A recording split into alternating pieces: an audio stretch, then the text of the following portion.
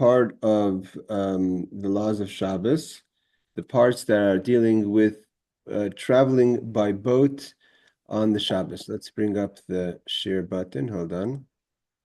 Okay.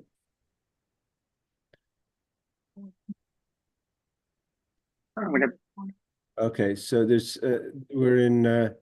we're actually did the first two laws.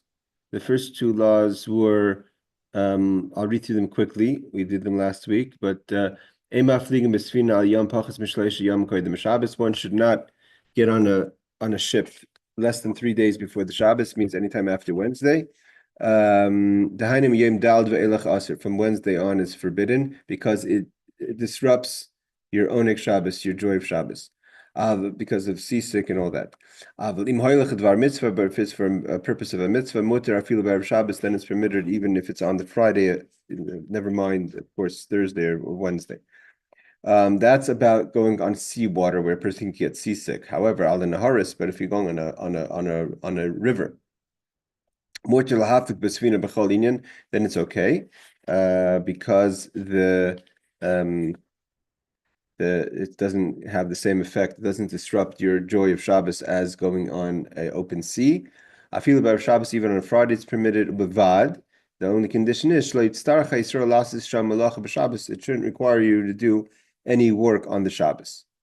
Even if animals are pulling the boat along the river, however that would work, then it's also permitted. Okay, this is where we're holding. We're holding law 3. In the event where it's permitted for a person to go on a boat, on a vessel, on Erev Shabbos itself. Now, here we're going to go into the question of kinyan makom, of how do we establish, because Shabbos has what's called the laws of Tchumen.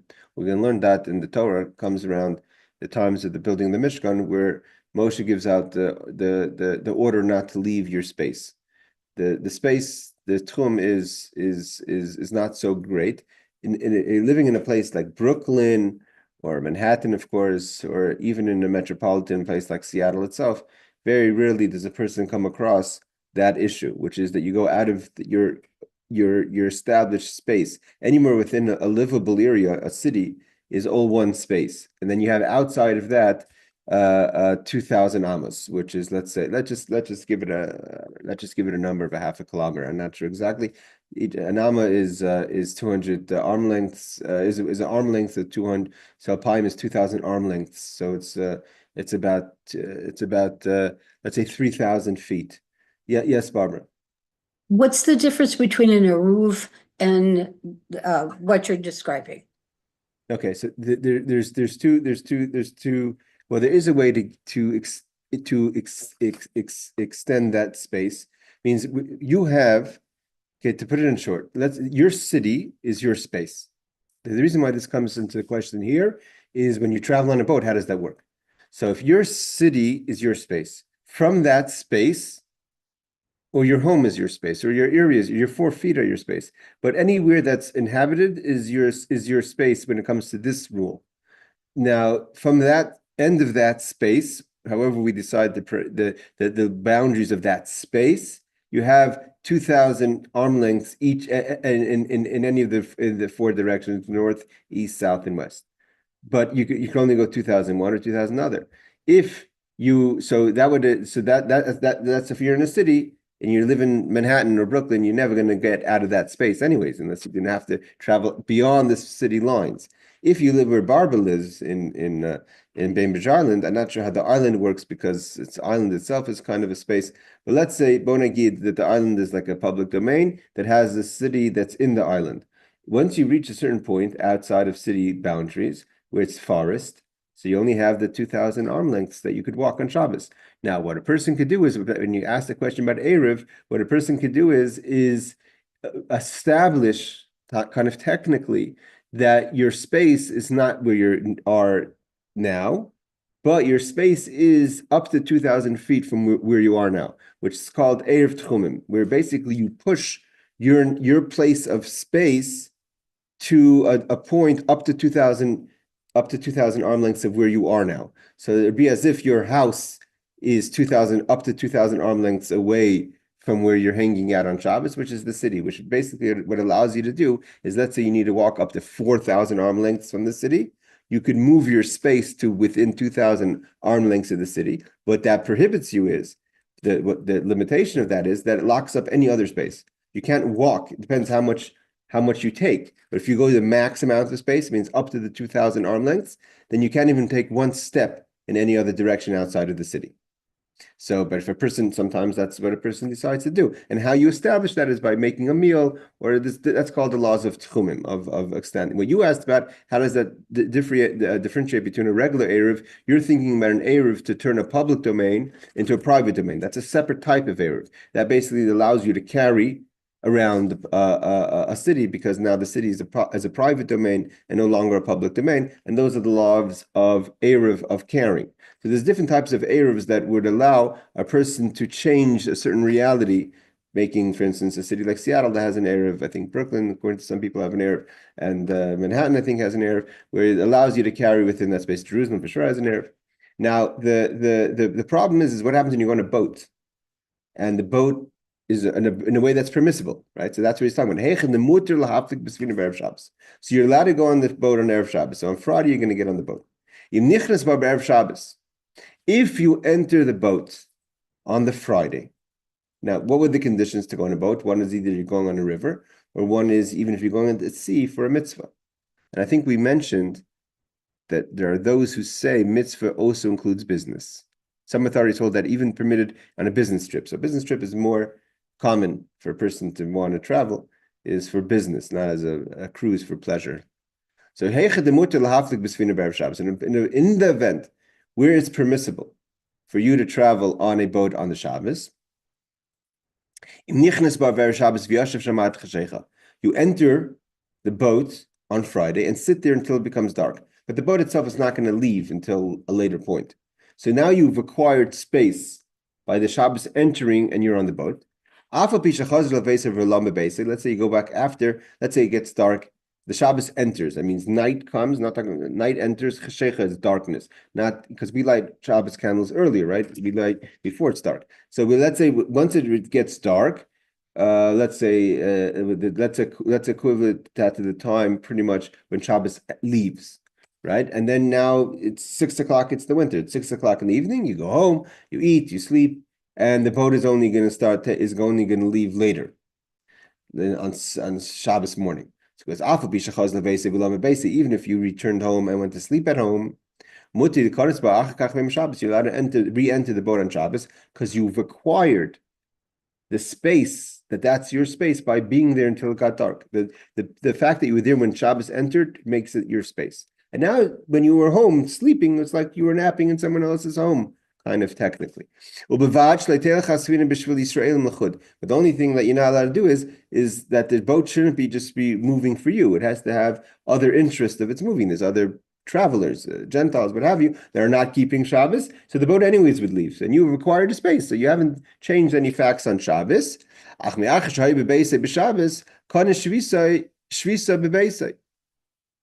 Now, he says like this. Means it permitted you to go on the boat because you've acquired the option to go on the boat because you were there when it got dark. But you slept at home, so you really kind of made your home your place for Shabbos. Therefore, how does this affect? If the boat is going to leave the boundaries of Shabbos, now it comes to another dry space, another port. Because now you're out of the tchum, you're out of you've already left your space. So what happens if the halal is like this? What happens if you leave your space? For whatever reason, you leave your space. So you're allowed to go on the boat. But now when you've come to port, you've entered a new space that you can start walking around. And that space, you had no connection to that space when Shabbos came in. It's out of the 2,000 arm lengths. So what do? So it says you only have 4 arm lengths to move. So best obviously is either you walk off the boat and just stand until the Shabbos leaves, or you could remain on the boat. Because the boat itself, we're going to see in the commentaries, you could walk around the boat. The boat itself is like a home. But outside your home, which would be outside the boat, you only have 4 arm lengths because you left that space wasn't part of your space on Shabbos, the new port. So therefore, you have to stay within 4 feet. It's not 4 arms is like 6 feet. It's not a lot of space. So it's like you can't just get off the boat and just stand within 6 feet of the shore of the port. So you probably would have to remain on the boat, which is an option, I guess. And above beyond that 4 arm lengths, you're not allowed to go. Over there, and look later, we'll learn in chapter 95 regarding the laws of Erev Tchumim, of limitations of space. Okay. This first of all, this may seem like, when am I going to come across this issue? But it could be more often than not. Hypothetically, if for whatever reason you had to take a train on Shabbos, and the train traveled through non-inhabited areas, and now you're at the new station. You're in theory in a new space, and also actually the boat itself. People who take boats till today would have that issue. Yes, Aaron. It happens in. Try talking your mic, please. Oh, okay. Go ahead. Yeah, okay. It happens a lot in all these people who speak. Okay, all these people who take cruises. So when the Shivas let out, they go on these cruises for the winter break. They go on these cruises, and I hear that they don't go out on Shabbos off the boat. Whatever that trip is off the boat on Shabbos, they miss it. That's the problem, because this is this law, because you haven't acquired that. It means even though the Jewish people in that port city, let's say you come in, let's say you're doing a river cruise, which is permitted, right, even for pleasure, and you're doing the river cruise through France or something, and you come in Mississippi, whatever, and you come to a port that is a Jewish city, and people walking around there on Shabbos. That's because they acquired that space before Shabbos. You have not acquired that space, so therefore you have to remain on the boat or stay within 6 feet or so of the port. It says like this: it will not appear as though you are setting out to travel on Shabbos. What are we talking about here? Oh, so here the case is if you sat in the boat up until darkness and then you went back home. So it's permitted to get back on the boat. Let's say the boat were to leave on Shabbos morning. It will not appear as though you are setting out to travel on Shabbos, but rather as though you are going into your house because you've acquired that space. So because you've acquired that space before when Shabbos came in, so that's like your house for that reason, and therefore you're there already, and therefore you were there before Shabbos. It's not like you went on the boat for Shabbos. He quotes the Magen Avraham for that. Hold on, Aaron. Let's just finish the commentaries on this. I don't have any question. Hold on. And he said like this. Okay, what does it mean that because you're in your house, you're not allowed to go into you're not allowed to walk outside on the port city, like Aaron said, if you're taking a trip on the port and you do a port landing on the Shabbos. So it says like this: Shavisa. What does Shavisa means? Shavisa means the word shaves, to rest. Refers to your residence on that Shabbos. Your place of Shavisa is the focal point of your boundaries, Tchumim. So your home is where the boundaries start. Now, if your home is in a city, then your home expands until the boundaries of the city, of the place of inhabitants. So there's law. What defines a city? It doesn't have to be a city. It has to be, for instance, even if, let's say, where someone lives on an island and there's a house and then another house, it doesn't have to be a major, but as long as there's people living there, each house and it's within the space kind of expands that space. So it says, so Shvisa is the boundaries of Tchumim. The city in which you reside is your place of Shvisa, if it's a city. Your Tchumim is described in chapter 95. What does it mean, the laws of space? If you leave your place of Shvisa on Shabbos, which means you left your home by going on the boat now left. So your entire space, which is the city, you left that space. You must remain within 4 amas on your point of exit, which means, and this, by the way, applies also to if you were forced. If you want to talk a case of force, right? The communities of Gaza were kidnapped on Shabbos, and they were taken. Mr. Abley, that's a no-man land. They were taken out of 2,000 feet boundaries, because that's for sure pretty much that the crossing the border. Obviously, that issue didn't come into space because they were hostages, and it was a case of pekuach nefesh. But the idea, technically, it says if a Gentile, the law brings down, if a Gentile or someone would move you out of your space and put you into a new space, even if it's by force, once you have the freedom to make choices after that, let's say, you can't move past four arm lengths, even in the city that you're in. It says like this, but it is forbidden to walk more than that from the landing. So he says over here, but on the boat, so what about the boat itself? Now the boat actually moved from your port city, right? So maybe even the boat you can't move more than 4 arm lengths. So it says no. But on the boat itself, there's no restrictions. As long as you boarded before Shabbos and stayed there until dark, so you've acquired the space of the actual space, the parameter of the boat itself.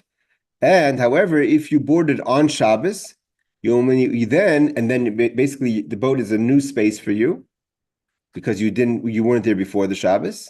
So you may only walk 4 cubits even on the boat. So it means, let's say there's an emergency. So you run on the boat and you hadn't pre-planned it by being on there before Shabbos. You run on the boat and now the boat gets out of the space of the city. Now you can only just stay kind of in your place, the four arm lengths, let's say 6 feet of your space, and that's it. You have to stay in that space until after Shabbos leaves. Yes, Aaron, you wanted to ask something? Not really, but I will. I don't get when you were mentioning, Manhattan and Brooklyn, how we're all one city, even though there's a bridge to get there. There's no other way without that bridge. Oh, and I'm not talking about, well, that's an excellent question about crossing, because we do cross on Shabbos. One can cross on Shabbos from Brooklyn to I think the law is, I have to check. I think the law is that the bridge itself is the bridge, so to say, no pun intended. It bridges together the two communities, and the fact that it's not a bridge, it's a bridge that's being used on Shabbos. So people are walking, and especially Brooklyn Bridge, people are jogging it the entire time, right? So that itself, I think that itself allows for it to connect, so to say, that it's not like you're leaving the space of the two cities. But I'm quite certain But that. like, before your Rebbe helped build the Brooklyn Bridge, so you had to take a boat. Okay, but I'm saying now that there is a bridge and the bridge is there from before Shabbos. I'm just trying to see is let's say 2,000 amos is 3,000 feet. What is 3,000 feet? 3,000 feet in miles is it's not that long. It's only 0.5. 3,000 feet is about 0.56 of a mile. The Brooklyn Bridge is more than a mile. I think so. So it's a good question how you could cross a bridge. I know definitely people do. I think it could be the fact, like I said, that I have to check. I know this for a fact. Yeah, for sure people cross the bridge. I know they do. There's concerts that if you wait till after Shabbos, you'll never make it. So they stay in Brooklyn, and then a couple hours before Shabbat ends, they walk over the bridge, they go to a shul and pray, and then they got plenty of time to get to the concert. I'm not going to get into that. That's another question about preparing for the weekday in Shabbos.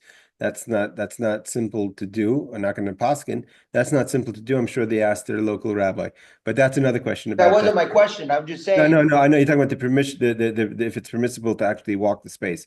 Again, I know for sure we walk the space. People walk the space.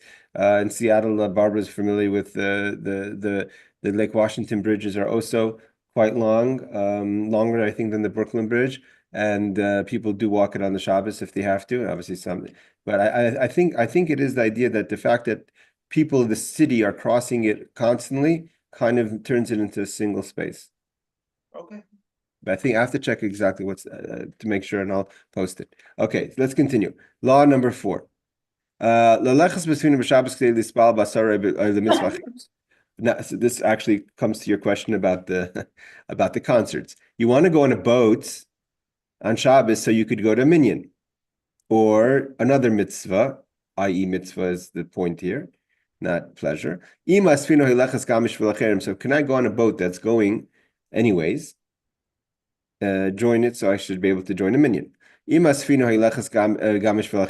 people that are able to travel on Shabbos, let's say a Gentile, there are those who say you could get on a boat that's moving obviously in a way that the conditions before have been met, that you've either stayed there until it got dark, or that it hasn't gone out of the tchum, it hasn't gone out of the space. Or we'll see in a second. Okay, he says he follows up exactly what I said. Make sure that, let's say you want to go for Shabbos day, to go to the other side of the boat, wherever the boat's going, so you could, like a ferry. So you could daven with the minyan, and there's a Sefer Torah, etc. So you have to get on the boat on Friday, obviously, if you can. On a ferry, you couldn't do that. And to get on the boat, I mean, you don't have access to just get on the boat whenever you like. But in theory, if you can, you have to get on the boat before Shabbos, sit there till it gets dark to acquire the space, and then you could get off the boat and walk to wherever you're going to do that minyan. And then you could go back home after it's dark, and then go back on the boat in the morning. And then go back on the boat on the Shabbos. But if the boat is just going to move just for you, so you could have a minyan, even if it's being moved by a Gentile, then it's not permissible, even if it's for a mitzvah. Okay, so let's just see the commentaries on that. I don't think there are any. No, he doesn't bring down any points on this. So we obviously have to be talking about a case where you acquire the space. All the conditions you said before. I'm just going to see, how does that differentiate between law number? Okay, before in law number 1, it was talking about going on the sea, the question of owning Shabbos.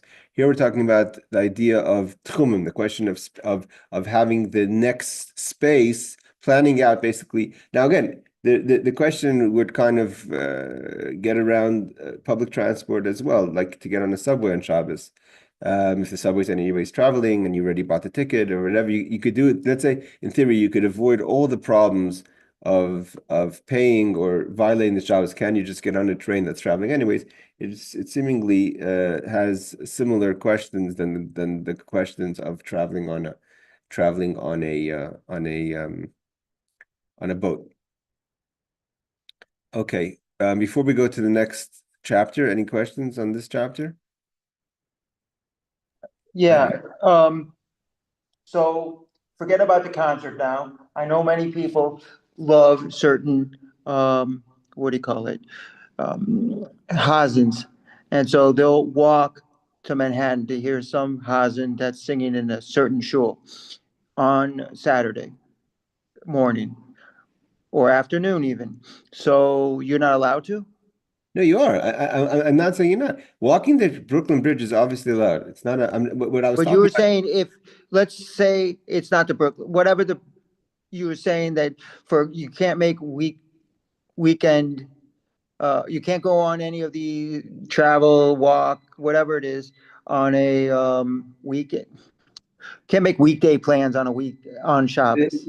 Okay, that's first of all, that's not the law. We weren't discussing that now. I'm just mentioning it casually Oh, outside okay. of what we're discussing. Again, that has to be discussed with your local rabbi. Obviously, I'm saying there's the prohibition of doing anything on the Shabbos in a way that you're preparing for after Shabbos. It's not covered Shabbos. It's not respectful to Shabbos to do something on Shabbos. That's another question. So if someone wants to go to a concert and ask the rabbi, and the rabbi permitted them by whatever loophole that he did, by going to a shul, like you said, and kind of garbing it in a way that as if you're going to daven in the shul, and then happens to be that you're in the Manhattan now and it's Saturday night. Oh, what did I do? I'm going to go to the concert. So maybe that's the place for permitting it to do. But in general, we're not supposed to do things on Shabbos in preparation for the weekday. Okay. We're now going to learn the laws. Seemingly, these are easy laws, but they're complicated laws, and those are the laws of candle lighting. So for the women of the group, there's a lot more information here that would be applicable to you. However, a lot of this are questions that apply to everyone. Okay, so he says like this: Chayev Adam lahafrish atzmai min melacha. A person has to cut themselves off, so to say, from work. Ulahadlik esaneres, and to light the Shabbos candles. L'chol hapaches chatzi sha koidem tzesak achavim.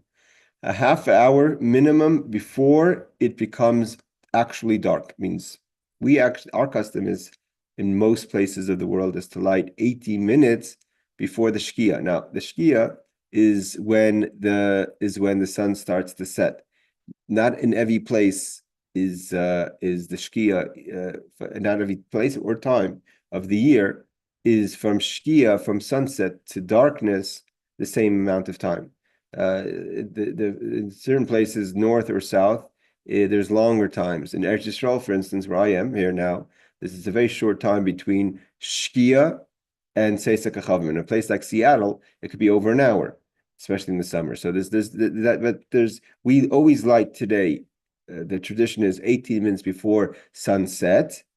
Darkness comes much later. So we're pretty much always within a half hour of when it gets dark. In the Jerusalem, for instance, there's the custom that they light 40 minutes before sunset, or 39 minutes before sunset.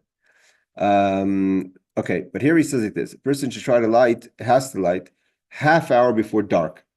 The Imamru now he jumps into the complicated law. This is the question of taking Shabbos in early, right? So again, a place like Brooklyn, Manhattan, where there's hundreds and hundreds of minyanim, or Jerusalem, where there's many minyanim going on. So just because one minyan or one congregation is doing something, it doesn't apply to another congregation, right? There's many times a person will go to shul and go to the area, and there'll be a minyan starting early, but that's another minyan, another congregation, another group. That's nothing to do with you. You're accepting Shabbos on time. Again, this question becomes more. It's more of a question in summertime, and where it becomes a challenge is if you don't live in a large city, and you live in a city where there's only one minyan, and that minyan is taking in Shabbos early. How does that work? Does that obligate me to start taking in Shabbos early? Now, for many, many years, those who live in Seattle area, my father would always try to have a minyan to take Shabbos in Bisman, even though all the communities around town, because Shabbos could come in very late in Seattle in the summer, would take in Shabbos early, 7 o'clock, 8 o'clock, and some in Seattle could be close to 9 o'clock or after. But my father would take in Shabbos later, because once the last minyan, it kind of brings Shabbos in to the whole area. There's no minyan, there's nowhere you could kind of say I'm connected to that hasn't taken Shabbos in yet. And where does this law come in right now? This is talking about a town that has, let's say, one synagogue. And in that synagogue, they said Mizmor Shir L'Yom Shabbos. So according to the Kitzur, what defines Shabbos arriving for the community is when the community says the Mizmor Shir L'Yom Shabbos, which is the part of the prayer that's after the Lichadodi. We're going to see that some people say it's actually the Baruch Hu, when we say Baruch Hu Hashem HaMevorach, which is the beginning of the Ma'ariv, that's after Kabbalah's Shabbos. But let's just go with the Mizmor Shir. It's all within minutes, right? So you still have 2 hours till dark. So we just said you have to light the Shabbos candles a half hour before the dark. But here, the minyan of the small town, there's no other minyan to go by, took in Shabbos 2 hours before Shabbos. It obligates the minority who's doesn't want to be part of that early minyan, but that's the only minyan in town, and that's your community. Now it obligates the minority. They're not allowed to continue doing what's forbidden on Shabbos, even though they don't want to take in Shabbos early, and it's Shabbos, and it's not even dark yet. Yes, Barbara.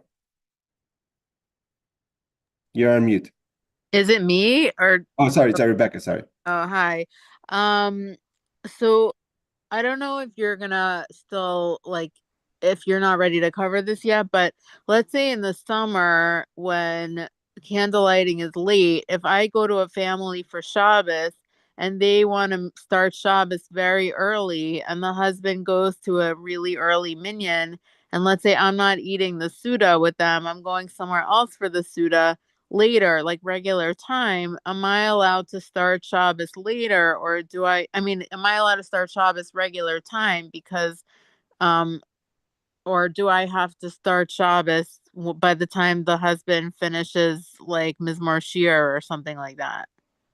So you're in the house that is the family's taking Shabbos early, but you're going to be eating somewhere else. Yeah. You want to take Shabbos there? Okay, that's a very good question. I actually was listening because, again, these are hard questions. I was listening to a few things yesterday and preparing the class, going through different options. I don't know if you could see the headings of my different open pages here that I may bring up. About here, you have right here. This is your question right here. May a wife and children still perform malacha after the father of the home accepted Shabbos early? So here it's even different. The wife and children are going to eat with their husband. The husband goes to shul early. When does the wife and children have to take in Shabbos? And so that's even more, so to say, of a complicated question than your question, where you're not part of that family, you're just staying in someone's home. Right. So he says, he goes into the question of the effect of the congregation.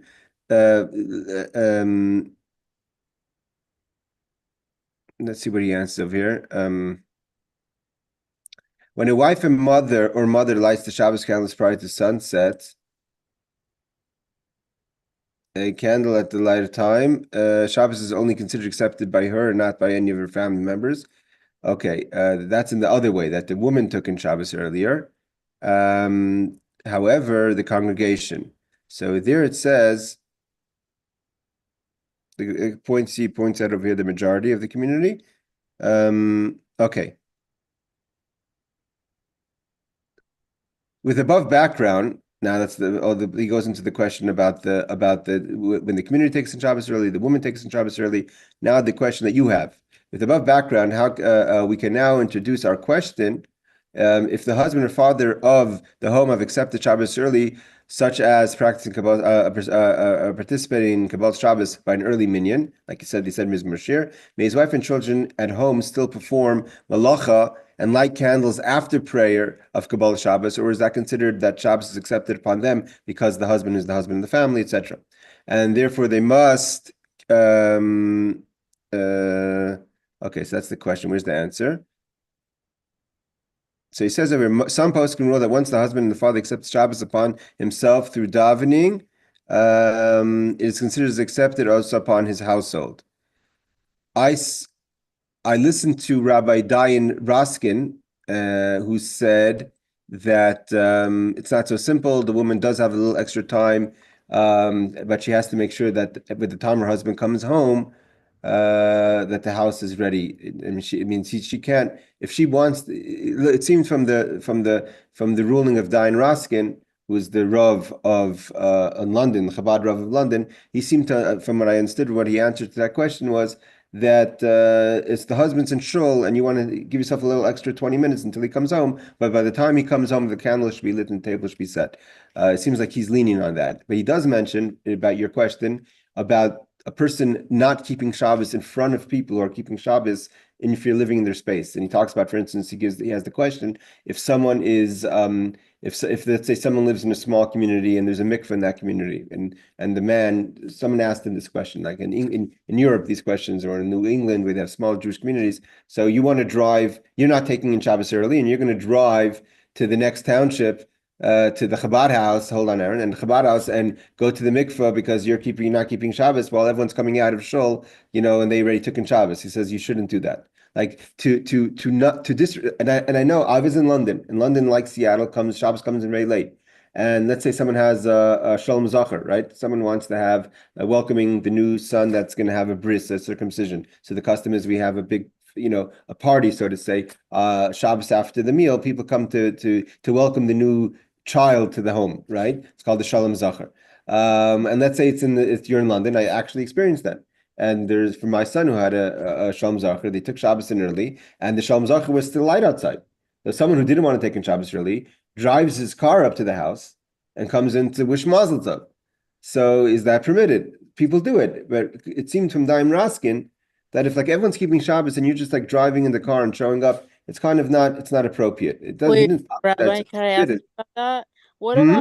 about like where I live? Like, let's say some shuls have in the summer, some shuls have an early minyan, and some shuls start Shabbos regular time. So does that mean that I can't, if I forgot to get something from the supermarket and I'm starting Shabbos regular time, does that mean that I can't go to the supermarket and No. get the item that I forgot? 100% you can. I'll tell you more. Than Jerusalem, I go to the mikveh, because they also take Shabbos early while people, and I'm driving there while they're singing Lechadodi, because they can't establish the facts when there's a larger community. But if it's a smaller community, then or if I'm going to someone's home where the home accepted Shabbos, like in the case of the Shalom Zachar, you're going into someone's home Oh, while yeah. they're in Shabbos and you're not. So that's why I'm saying it could be your question where you're staying by someone and they took in Shabbos. It's different than if you're just in a city and you want to go to a store. Just because one shul took in Shabbos doesn't mean the rest of the people living in that city who belong to another shul have to do it. But if you want to kind of interact with those people themselves,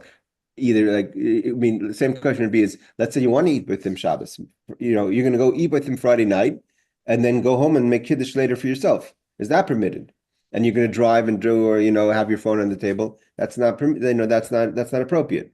So, but in your case where you're staying by someone, it could be, I don't know what Diane Roskin would say in that case, if you wanted to do something in your bedroom, like, turn on the light versus, makeup or something.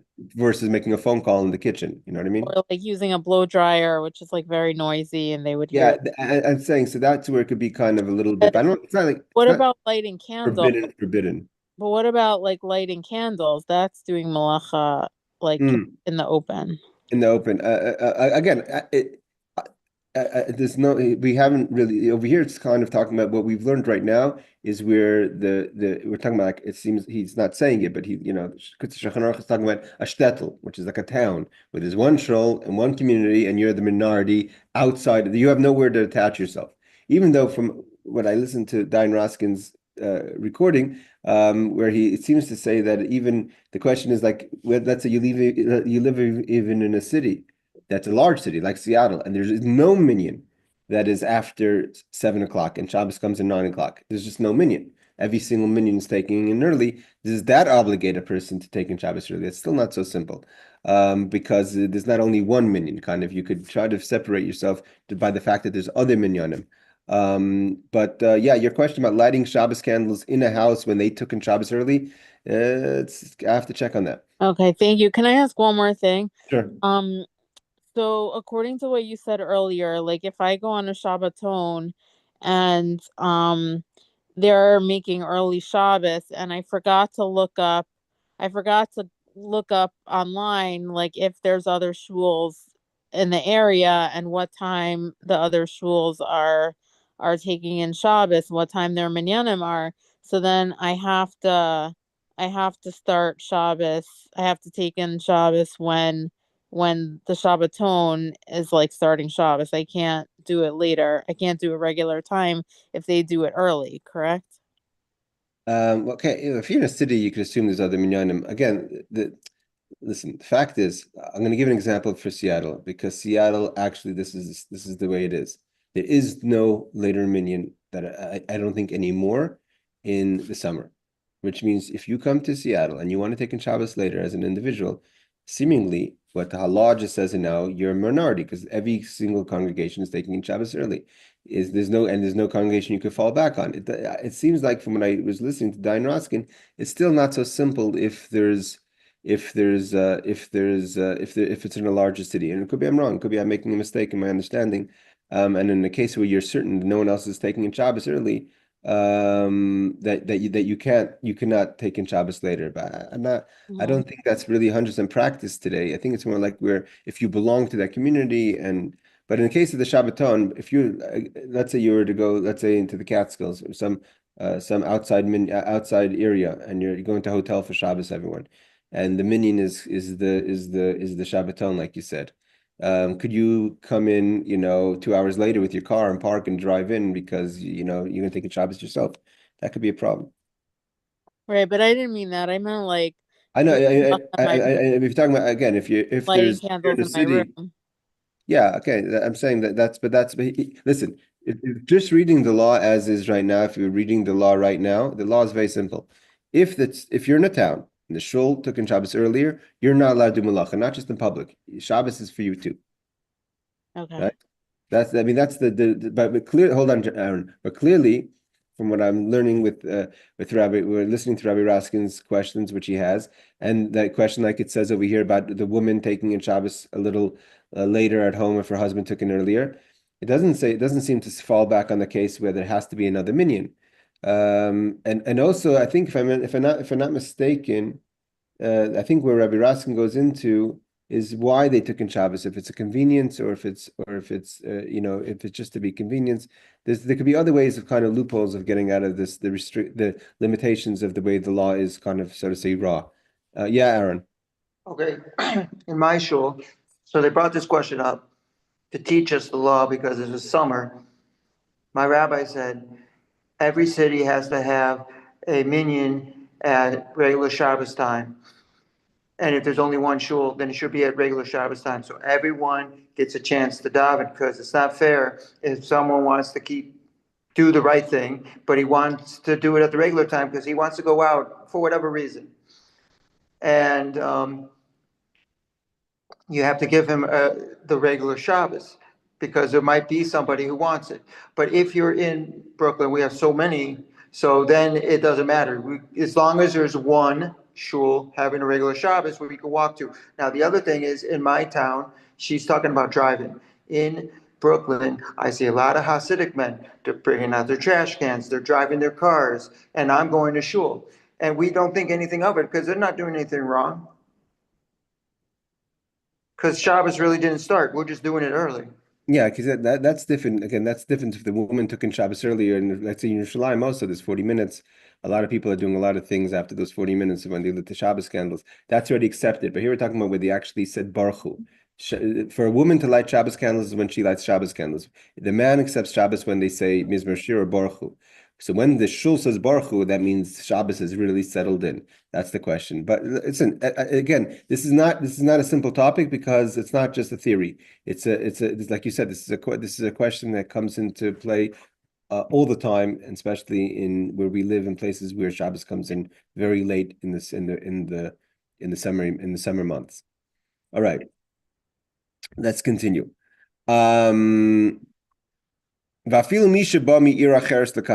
That's again Rebecca's question.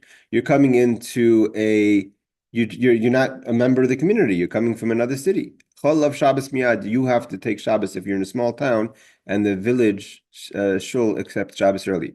Miyad kishamru betzibur mizmor shir le'yom Shabbos, when they said the mizmor shir le'yom Shabbos. Ubi'ir sheyesh ba shtei bati knesiyos. But what happens to these two shuls? Ein echad nigrach chaveris. See, that's where the law gets a little complicated. If there's two shuls, then one shul is not obligated to do what the other shul is doing. Each shul could do their own thing. The question is, if there's two shuls all doing it early, does that obligate the people that don't want to take in Shabbos early? Okay, so he says like this. Some say that it's not from Mizmor Shir, it's from Boyi Kala, which is in the Lechadodi. That's what the Mishnah Brura says. Again, others, I think the Alter Rebbe says it's from Baruch Hu.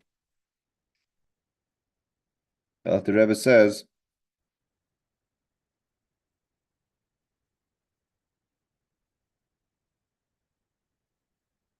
yeah, some people say it's Shemona Esrei. Okay, the law number 2. He says, what can't you do?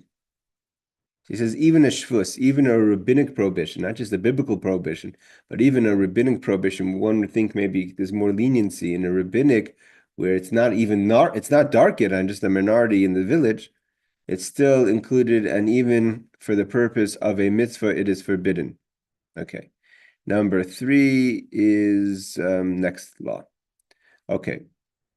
There's a lot to be discussed on this. I'll post Rabbi Raskin's video if one wants to listen to it while they work or drive. It's a great little class on the laws.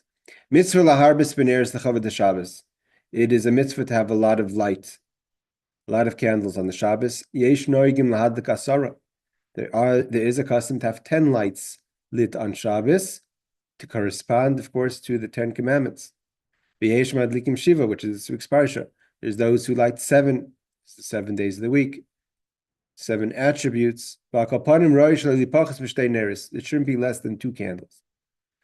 And that corresponds to Zachar v'Shamar, the 2 words used in the Ten Commandments, one in this week's Parsha Yisroi, and the other in Parshas V'eschanan. One verse says Zachar es Shabbos, and the other one says Shomer es Shabbos. So to correspond to Zachar and Shomer, you should have two lights. I'm going to get to your question in a second, Rebecca. I think I know what it is. But in a difficult situation, even one candle is enough. Yes, Rebecca. I'm curious to know what you think my question is going to be. Well, what should a single girl do today? Should she light one candle or two? So my understanding is that the Chabad minhag is that single women light one candle, but in my circles, single women light two candles. All right, there we go. Because of the Zachar v'Shomer, right? Yeah, I think so. But actually my question is that here, a lot of like married women light, like my mom lights one candle for every family member. Is that a minhag, or is that like, because everyone I know does that. So is that like a minhag, or is it almost like halacha? No, no. The minimum amount is two. Like if unless it's like let's just learn what he says here. The minimum amount is two, unless it's shasat chak is one is enough. That's part of the mitzvah laharbis b'neiros. We're going to see in a second that once this is actually comes into play many times. I know people that experienced it. If you forget to light, you have to add a candle for each time you forgot, or not forget. Yeah. But that's something else. Aaron, we'll get to your question in a second because I want to finish this law before the class is over, and then we'll get to questions. V'yu arukim, and the candle should be long enough. Shiadliku l'chol hapachas ad la'achar chila, because the idea is that the light should affect your comfort of your meal. So if the candles go out right away, it's not going to affect the comfort. The idea of the light of Shabbos of Shalom Bayis is to have peace in the home. V'yahad liknes ne'er yafim, and also we should be careful to buy quality candles. The Amar Rav Huna, he quotes the Talmud that says, "Harogel b'ner Shabbos lishtad boy lasses yafa," because the Rav Huna says that when one should be careful to have nice candles on Shabbos, and the person who does that is havayan lo'ibanim tamid chachamim. A person, a woman, or the one who's buying the candles gets quality candles. It's a good schus merit to have sons that are Torah scholars. Shneimar, because the connection to Torah and the candle is obviously the verse that says ner mitzvah Torah. The ner mitzvah, it could be the general mitzvah, but here it's talking about the mitzvah of the Shabbos candle will give Torah or light of Torah that your children should be a luminary, a ma'or, a source of light of Torah, the Torah scholar. Aidei ner mitzvah ba'or Torah. When you have the light of candles, the light of the mitzvah of the Shabbos candles, you have the light of Torah. L'chein, and therefore, because we see that now that we've understood that the mitzvah of the candle is not just to be light a candle, but it's also it brings in the spirit of Torah into the family. Therefore, he mentions b'shas hadlaka. Therefore, roish yispal isha b'shas hadlaka. It's a good idea for a woman while she's lighting her Shabbos candles to that she should pray hakadosh baruch hu banim schar me'ir metorah, that she should merit to have sons that light up the house and the family and the area with Torah. B'tov also, this is a very strong custom. The Rebbe would mention this many times, especially to people that needed blessings. The Rebbe would talk about this mitzvah of v'tov shetiten mikoidim eze prutas tzedakah. Make sure that the woman should give charity before she lights. And it's an obligation, not an obligation, but it's usually a custom that the man who sets up the candles should make sure that when he sets up the candles, or if you set up your own candles, to make sure before Shabbos, you don't just last second prepare the tzedakah box with a few coins to light candles before Shabbos. Again, the Rebbe would talk about it all the time when he write letters to women, and the woman would ask all kind of questions for Yeshuas, for salvations, for brachas, for parnasa, for shidduchim. The Rebbe would say, make sure to give tzedakah before you light the Shabbos candles. If a woman is having a difficulty of having children, she's either not happy with her children, meaning to say, God forbid, things aren't going well with her children, whatever that would be, or she doesn't have the blessing yet of having children. It's skula, it's a remedy. It's a segula, it's a good spiritual remedy. That she should say after she lights the candle, the Haftorah, which we say on the first day of Rosh Hashanah, which is the story, the Haftorah of Hannah, who prays for her son to be Shmuel. V'tov shetavin ma she'omer. She shouldn't just read the words, but she should understand what she's saying, means say it with commentary or with the translation, v'tomer v'kavana, and not just to say it casually, even if you know what you're saying, but to say it with good intent, with good concentration. Okay, Aaron, you wanted to ask something? Yeah, okay. So you mentioned you had to use good candles. And, okay, for two points. One point is some people use oil, and second point is that there's some prayer around Shabbos, I think it's on Friday, but I can't tell you where. That they talk about what you can and can't light, or what you can't light on Shabbos. And I wanted to see, is there do to explain what we can't use on Shabbos to light. Okay, so you're talking about the Mem Madlikim. Mem Madlikim is the second chapter of the Tractate of Shabbos. A lot of people have the custom to say that before Baruch Hu, the Mem Madlikin. It's not Chabad custom, but in many Siddurim they have it. In the communities they say the Mem Madlikin, which tells us what the word Mem Madlik means. With what can you light the Shabbos candles? We're going to get into it briefly here because this is Kitzur Shulchan Aruch. It's a short version of the law, but we are going to tackle in the next law what you shouldn't use, but not all the details as it's brought down in the Mishnah. Yes, Barbara. So some nights when I get home from work, especially during the winter months, it's already dark and it's past lighting Shabbat candles. So when I am able, should I make that up? And light Shabbat candles, light extra candles at night? Okay, so there is a discussion I saw about how we deal with such a situation. Well, let's tackle that next week. What we should do in such a situation about making up, because the question is if something is a mistake. There's what's called if you go into Shabbos and carelessness is the reason you didn't light candles is different than initially you're not going to light the candles. So the question is how that applies to making up. Like, you can't, it's not so simple just to reserve the right to add a candle next week for not doing it this week. But the question is, and it's a good question, if one gets home after Shabbos comes in, you obviously can't light the Shabbos candles because that's forbidden to light a fire in Shabbos. Could even have a Gentile light the candles for you is discussed. I don't know if we discussed in the Kitzur, but definitely in the commentaries we can mention it. But let's tackle that subject next week, how we deal with that. Okay, so he says about, I'm just going to quickly to finish off. He says about the 10 candles is the 10 commandments, the 7 candles, 7 days of the week. Shomer v'zachar is to remember, is the positive commandment of Shabbos. Shomer is to preserve, which is to make sure not to violate the prohibitions of Shabbos. So to remember those two, the positive and negative commandments of Shabbos, we light 2 candles. Like Rebecca said, it's a custom even by single women in some circles. What does it mean in time pressing need? So he quotes the Mishnah Brura. If, let's say, one cannot afford, right? If one is poor and cannot afford candles and challah, the order of priority is challah and then candles. So first challah comes, like if you can only buy one. So first you would buy the challahs and then the candles.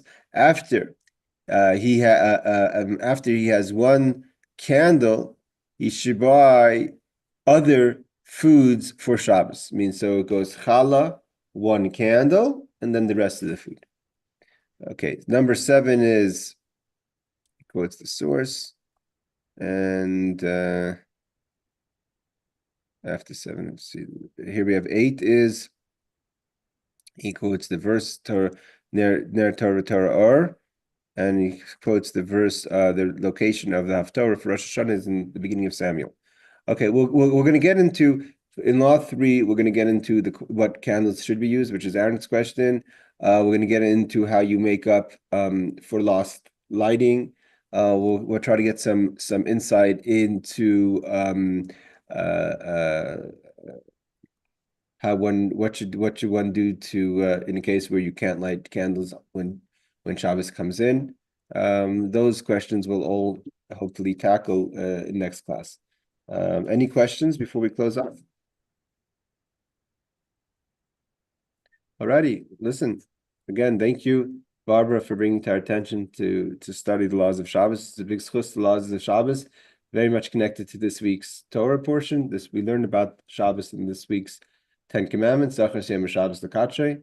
So in the merit of keeping Shabbos Tu B'Shvat, we should all have the light of Shabbos that brings the light of the Geula. Good Shabbos, everyone, and thank you.